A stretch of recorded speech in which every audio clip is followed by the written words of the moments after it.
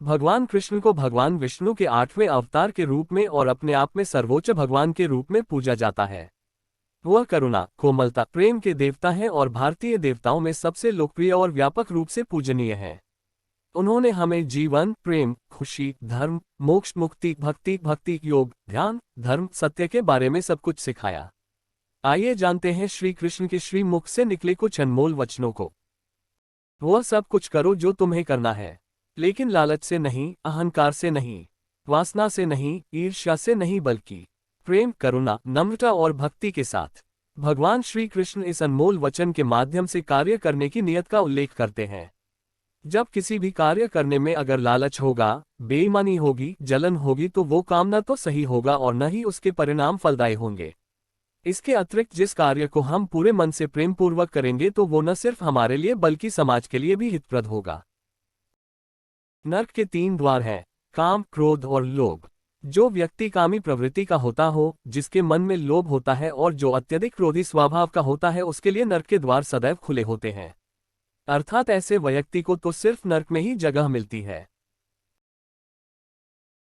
मैं ही सृष्टि का आदि, मध्य और अंत हूँ। भगवान श्री कृष्ण ही इस सृष्टि के पालनहार है। वही इस संसार की शुरुआत थे, वही मध्य और वही अंत होंगे। जो आप जो चाहते हैं उसके लिए नहीं लड़ते हैं, तो जो खोया उसके लिए मत रो। मनुष्य सब कुछ चाहता है पर सब कुछ उसे नहीं मिल सकता। आपको जो नहीं मिला उसके लिए पश्चाताप मत करो और जो आपसे खो गया, जो आपसे अलग हो गया, उसके लिए निराश भी मत हो। मैं सभी प्राणियों के हृदय में स्थित आत्मा हूँ। मैं सभी प्राणियों का आदि, मध्य और अंत भी हूँ। हर व्यक्ति श्री कृष्ण से जुड़ा है और श्री कृष्ण हर व्यक्ति से जुड़े हैं। वही हमारे आदि, मध्य और अंत है। ठंड या गर्मी, सुख या दर्द का अनुभव करें। ये अनुभव क्षणभंगुर हैं, वे आते हैं और जाते हैं। उन्हें धैर्यपूर्वक सहन करें। समय एक सा नहीं रहता। आज दुख है तो कल सुख भी आएंगे, और सुख के बाद दुख भी आना स्वाभाविक है। आपको पूरे धैर्य और श्री कृष्ण पर विश्वास के साथ अपना जीवन निर्वाह करना चाहिए। सत्य कभी नष्ट नहीं हो सकता। अच्छा करने से नहीं डरना चाहिए। लोग अक्सर सच कहने से बचते हैं या डरते हैं, पर सत्य कभी छुप नहीं सकता और न ही कभी मिट सकता है। कितना भी छुपा ले पर सच तो उजागर हो ही जाएगा। इसलिए जो बात सच पर आधारित हो उसे करने या कहने और मानने से कभी नहीं डरना चाहिए। इस शरीर का मोह मत करो, ये तो माटी है, माटी में मिल जाएगा। अमर तो आत्मा है जो परमात्मा में मिल जाएगी। लोग अपने शरीर को सुंदर बनाने में लगे रहते हैं, पर आत्मा की सुंदरता शरीर की सुंदरता से कहीं ज्यादा महत्वपूर्ण है। शरीर तो नश्वर है, मिट्टी ही तो है, तो मिट्टी में ही मिल जाता है, पर आत्मा अमर है। इसलिए आत्मा की सुंदरता पर ध्यान दो। आत्मा की सुंदरता अपने को श्री कृष्ण में लीन करने में मिलती है। जो हुआ अच्छा हुआ, जो होता है अच्छे के लिए होता है। कभी कभी विपरीत परिस्थितियां हमारी वर्तमान स्थिति को अच्छा करने के लिए आती हैं। मन चंचल है, इसे और संयमित करना कठिन है, लेकिन यह अभ्यास से वश में हो जाता है। मन चंचल होता है, यह इधर उधर भागता है और किसी भी कार्य की एकाग्रता का दुश्मन है। लेकिन यदि ये व्यक्ति के वश में हो जाए तो इससे अच्छा कोई मित्र नहीं है। मन को एकाग्र करना जरूरी है, बस थोड़े से प्रयास और अभ्यास की जरूरत है।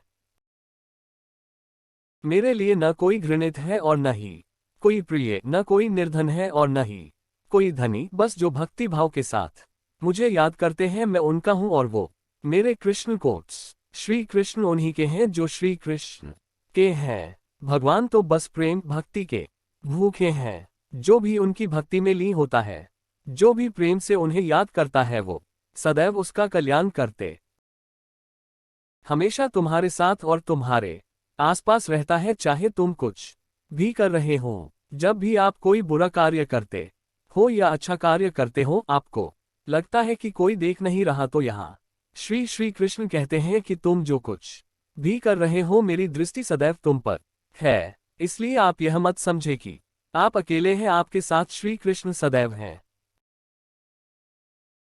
जो कुछ हुआ अच्छे के लिए हुआ, जो हो रहा है अच्छे के लिए हो रहा है, जो होगा वह भी अच्छे के लिए ही होगा। जो कुछ हुआ अच्छे के लिए हुआ, जो हो रहा है अच्छे के लिए हो रहा है, जो होगा वह भी अच्छे के लिए ही होगा।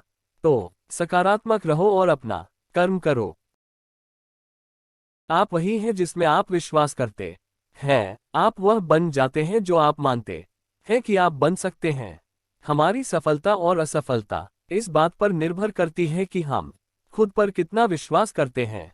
व्यक्ति जो चाहे बन सकता है यदि पूरे विश्वास के साथ अपने लक्ष्य पर लगातार चलता रहे।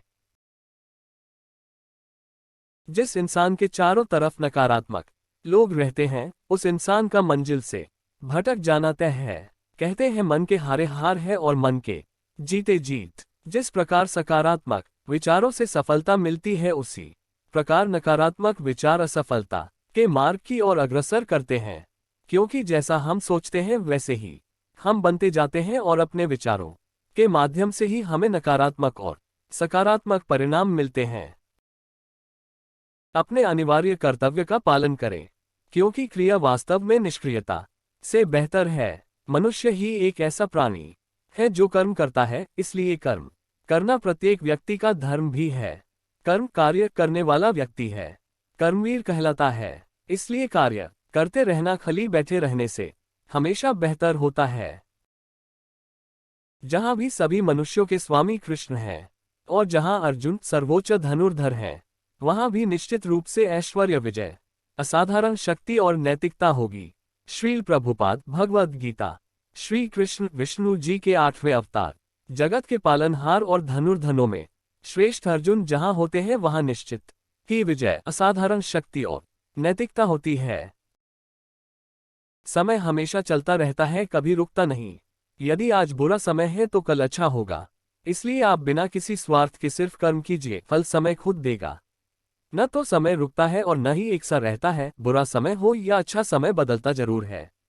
आज बुरा है तो कल अच्छा, और अच्छा तो फिर बुरा समय जरूर आएगा। सुख के बाद दैख और दैख के बाद सुख आते जाते रहते हैं।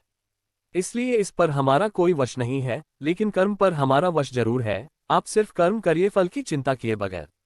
समय आने पर फल जरूर मिलेगा।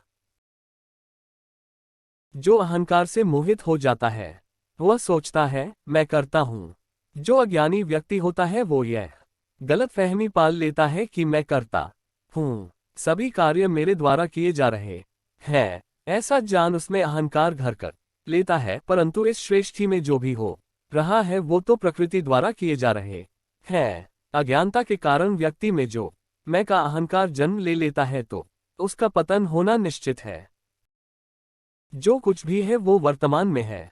जो बीत गया है वो नहीं आएगा, और जो आने वाला है उसकी चिंता नहीं, बल्कि खुले हाथों से इसका स्वागत करें। मैं किसी का भाग्य निर्माण नहीं करता, हर व्यक्ति अपना भाग्य स्वयं बनता है। श्री कृष्ण कहते हैं कि वो किसी के भी भाग्य के निर्माता नहीं है। व्यक्ति खुद ही अपना भाग्य लिखता है। आप जैसा बीज बोएंगे आप वैसी ही फसल ही काटेंगे। आप जैसा कर्म करेंगे आपको वैसे है परिणाम मिलेंगे। यदि विद्यार्थी मन लगाकर पढ़ाई करेंगे तो परीक्षा में सफल होंगे। इसलिए हर व्यक्ति का भाग्य तभी बदलेगा जब वो ऐसे कर्म करेगा। भ्रम और संदेह से परे, जब आप भगवान से प्यार करते हैं तो आप हर चीज से प्यार करते हैं। कृष्ण कोट्स। मन उन लोगों के लिए दुश्मन की तरह काम करता है जो इसे नियंत्रित नहीं करते हैं, और जिसने अपने मन को जीत लिया है उसके लिए मन सबसे अच्छा मित्र है। क्रोध में इंसान भ्रमित हो जाता है और भ्रम से बुद्धि व्यग्र हो जाती है और अपने गलत फैसले के चलते उसका पतन शुरू हो जाता है। जो कर्म में अकर्म देखता है और अकर्म में कर्म देखता है वह मनुष्यों में बुद्धिमान होता है। क्या गया है तुम्हारा जो तुम रोते हो? तुम इस संसार में क्या लाए हो जो तुमने खो दिया? तुमने क्या पैदा किया जो खो दिया? क्योंकि तुमने जो भी लिया यही से तो लिया, जो भी दिया यहीं पर दिया। आज जिसे तुम अपना कह रहे हो कल किसी और का था और परसों किसी और का होगा। फिर क्यों रोते हो? जिस प्रकार इस शरीर में रहने वाला बचपन, युवावस्था और वृद्धावस्था से गुजरता है, उसी प्रकार मृत्यु के समय वह केवल दूसरे प्रकार के शरीर में प्रवेश करता है। बुद्धिमान इसके बहकावे में नहीं आते। न ये शरीर तुम्हारा है और न तुम इस शरीर के, ये शरीर तो अग्नि, जल, वायु, पृथ्वी, आकाश से बना है और इसी में मिल जाएगा।